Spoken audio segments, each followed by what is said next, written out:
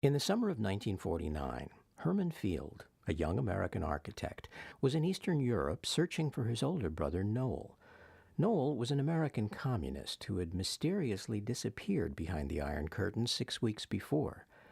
Frustrated by the lack of cooperation he was getting from communist authorities, Herman Field booked a flight from Krakow to London, where his wife Kate and their 2 children were staying. He never made it to the plane. At the airport, Polish police took him into custody, blindfolded him, drove him to a secret location, and threw him in a cell.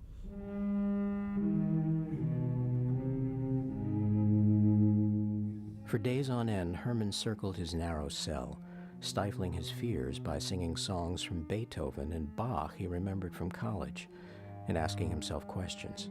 Why am I here? Why am I here? Why am I here?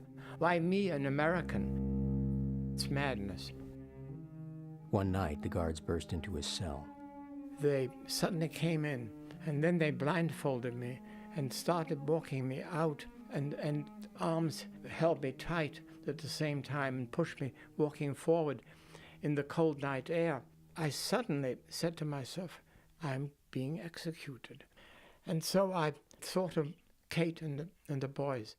I felt then, if I can get their support, and so I had this image of Kate beside me and the 2 boys, and us holding hands together until the shot would happen, and they were there with me. I had been waiting for Herman to come back, and he simply didn't arrive. Kate had been through something like this 10 years before.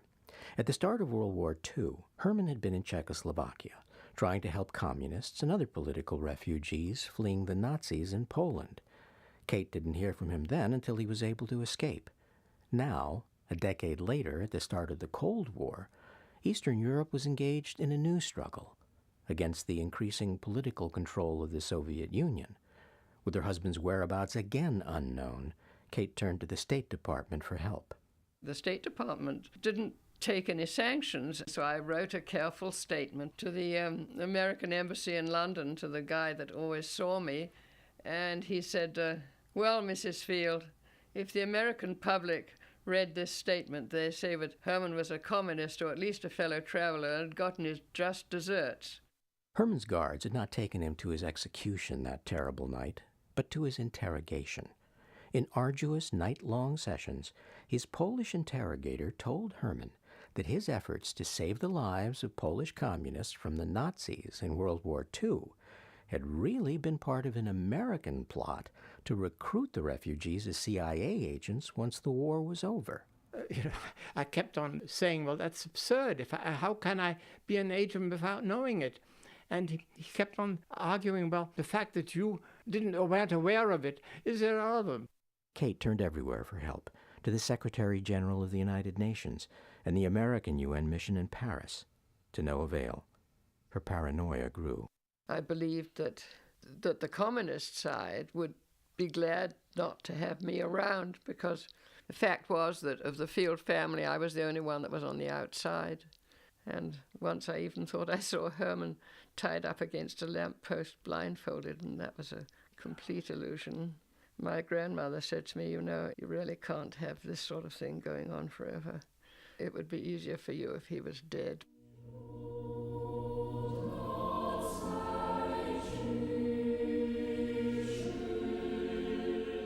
That Christmas, after refusing to sign a confession, Herman got a cellmate.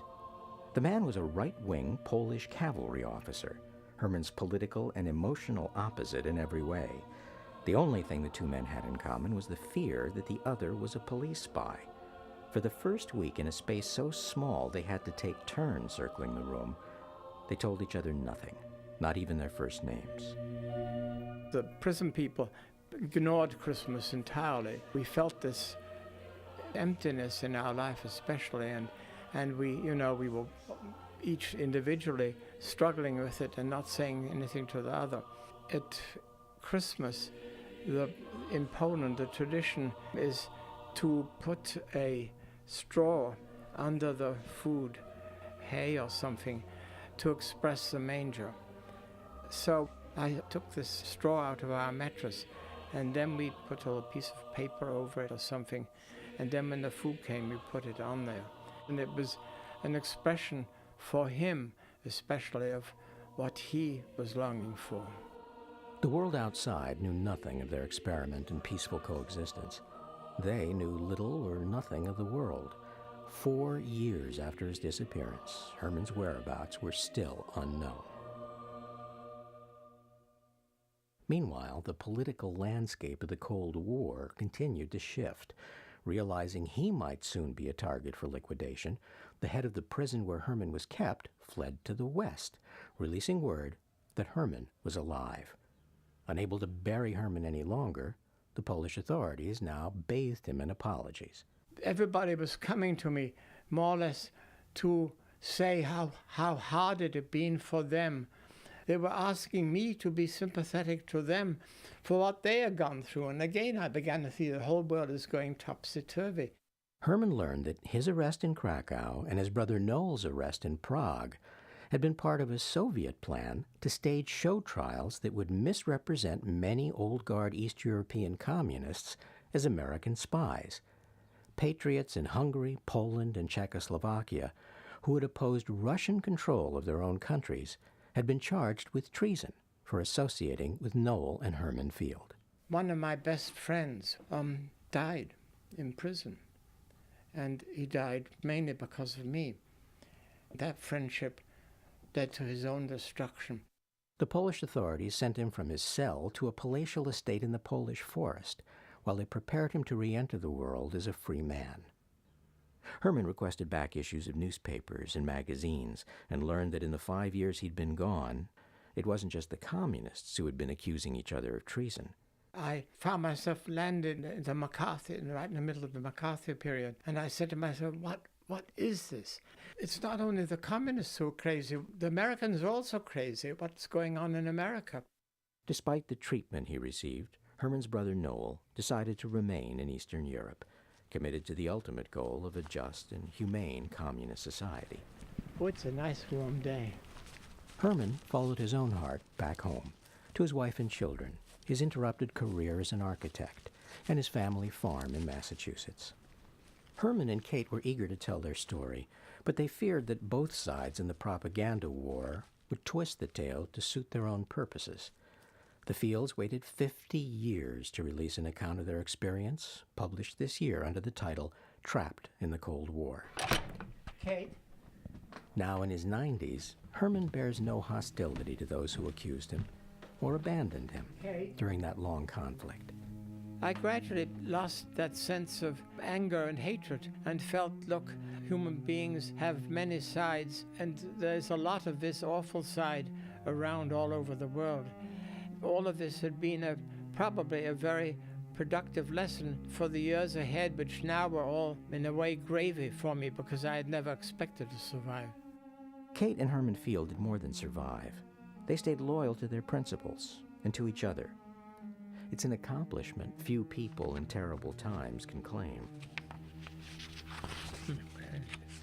Kate and Herman's book, Trapped in the Cold War, in fact, opens with a political joke making the rounds in Eastern Europe at the beginning of the Cold War that touches on the virtually impossible task in times of terror of being seen for who you really are.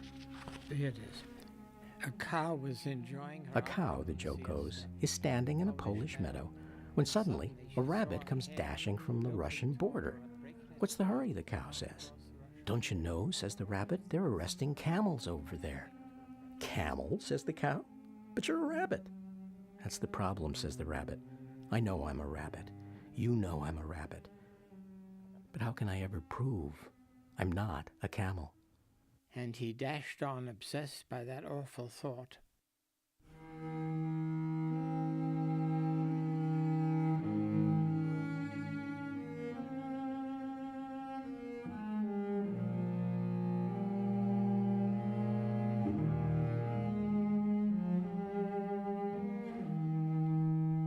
An entry from Tony Khan's journal, a feature heard on a regular basis here on The World.